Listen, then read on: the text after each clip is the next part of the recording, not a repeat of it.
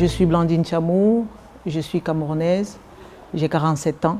Je suis inscrite en 3e année à l'Université de Corse sur une thèse en sciences de l'éducation. Le sujet de la thèse, c'est la ville éducatrice à l'épreuve de l'éducation à l'écocivisme, la gestion des déchets comme repère et indice. Ma thèse est encadrée à l'Université de Corse par M. Brunet Garnier et à l'Université d'Aix-Marseille par Mme Angela Barth. Les partenaires sont le CPIE d'Ajaccio, la collectivité de Corse, la CAPA, la communauté d'agglomération du pays ajaccien. Nous avons également le bailleur social Erilia.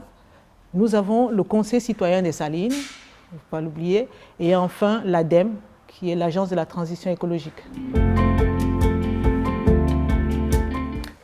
Nous partons du principe suivant lequel la ville, comme tous les lieux, est source d'apprentissage pour ses habitants.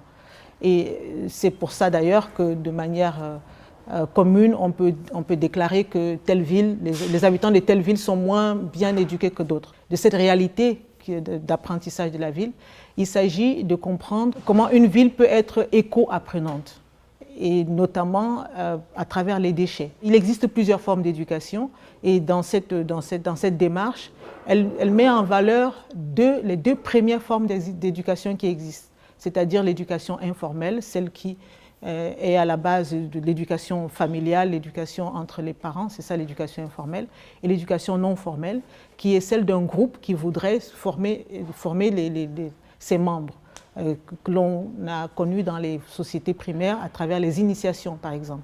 Donc, la gestion des déchets étant principalement informelle et non formelle, en regardant les déchets, la gestion des déchets dans une ville, qui est un élément écologique par excellence visible, on peut comprendre, on peut savoir si la ville, globalement, si tous les habitants de la ville ont une éducation écologique. La thèse essaye donc de comprendre comment ça se passe et de voir quels sont les leviers qui pourraient permettre d'améliorer cette situation. Cette recherche est tout d'abord itinérante, comme toutes les recherches en sciences humaines généralement. L'auteur y met de sa personne, de son vécu, de son expérience, et elle est itinérante, et le sujet m'intéressant depuis plus de 20 ans déjà. J'ai fait une première publication c'était en anglais d'ailleurs, paru dans une revue bulgare, sur l'handicapant oubli des travailleurs des déchets dans la démarche d'éducation à la gestion des déchets.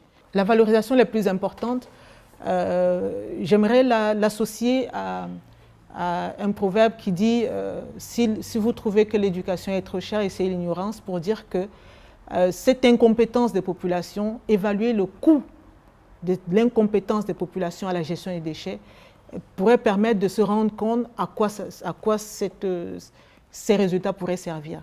L'objectif final est de donner aux partenaires, notamment la CAPA et l'ADEME, des clés de lecture pour comprendre ce qui se passe dans la société par rapport à la gestion des déchets. C'est vraiment de remettre au goût du jour l'éducation informelle et non formelle comme véritable levier de l'éducation, notamment à la gestion des déchets, afin que tous les lieux de vie soient conçus et compris comme des lieux d'éducation à la gestion des déchets.